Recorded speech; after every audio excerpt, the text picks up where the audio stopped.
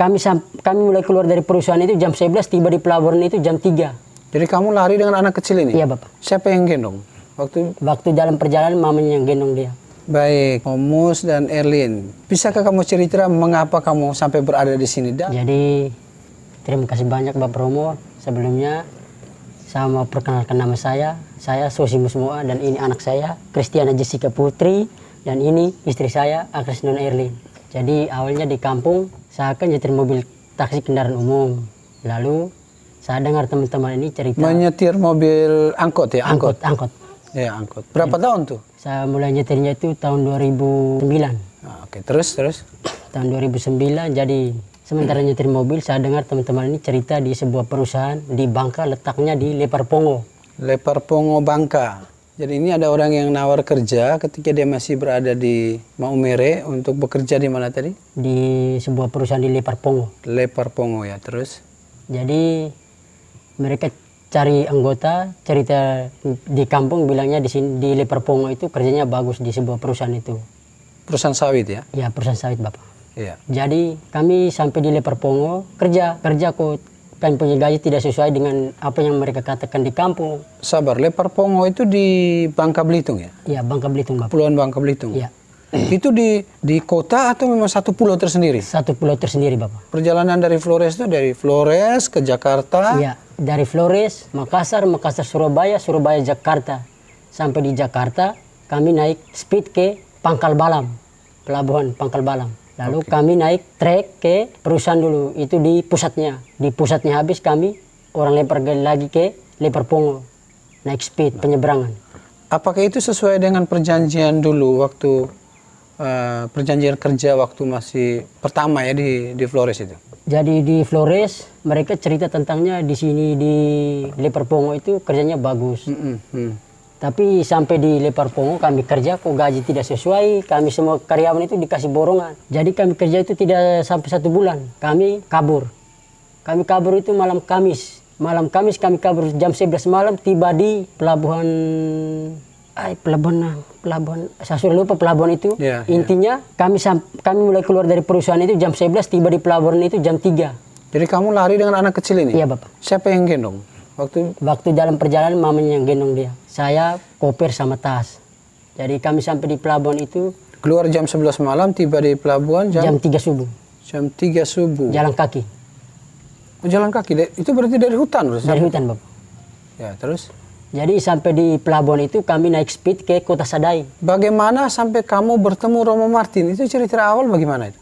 Ceritanya dari awal itu lewat informasi. Di sini ada di Paroki Gonzaga Sungai Lili ada membutuhkan karyawan. Lalu kami Sabar dulu.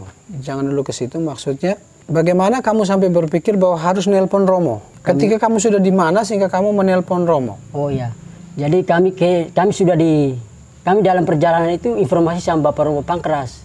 Lalu Bapak Romo Pangkras bilang kalian harus tuju di sebuah keuskupan Pangkal Pinang. Sabar. Apakah memang Romo Pangkras sudah tahu bahwa kamu ada di situ? Iya Bapak, sudah Bapak. Bagaimana awal mula komunikasi dengan Romo Martin? Kamu kenal Romo Martin lewat mana? Atau sebelum kamu bekerja di situ kamu sudah mengenal siapa nih? Sebelum di situ saya hubungi Bapak Romo Pangkras. Jadi saya cerita tentang pekerjaan kami di sana. Terus selang beberapa hari Bapak Romo Pangkras telepon.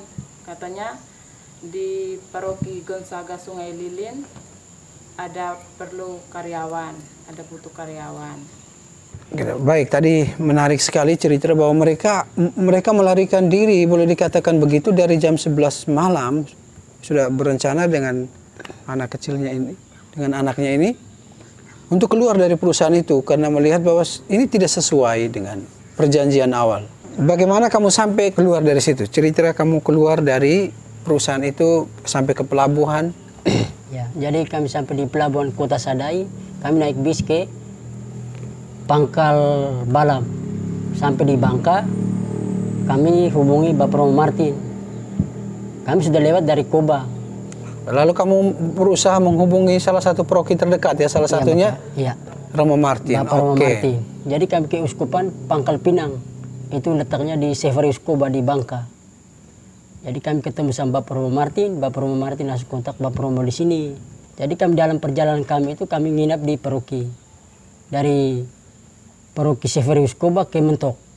Kami di sana ketemu sama Bapak Romo Polce. Terima kasih banyak sekali Bapak Romo Polce. Habis itu kami ke Talang Batutu, di pastoran Talang Batutu kami ketemu Bapak Romo Ansel. Terima kasih juga untuk Bapak Romo Ansel.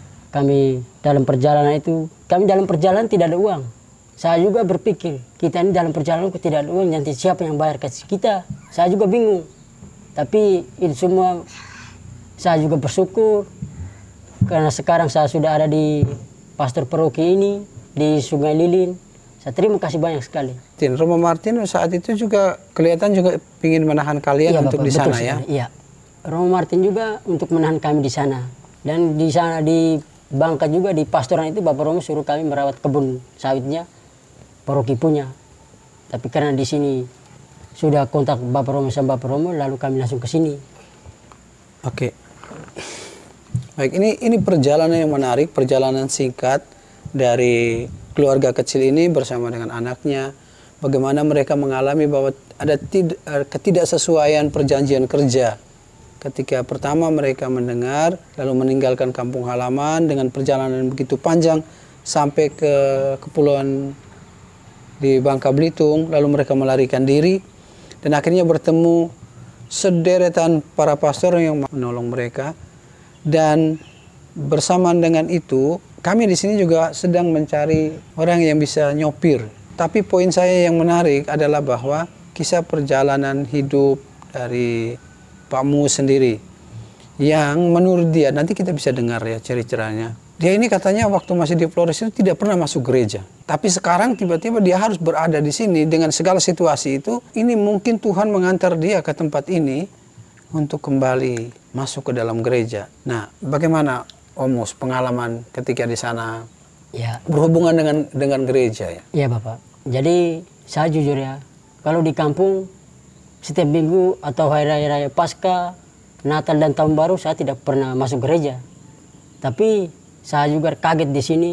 Saya jadi kosternya Romo, misa setiap hari. Saya ingin bertobat. Saya senang sekali. Saya berubah semuanya. Di hari-hari ini kami sedang melatih beliau untuk menjadi koster dan sudah mengikuti saya ke beberapa tempat di stasi ini. Dia memang berpengalaman dalam sebagai driver, sangat bagus.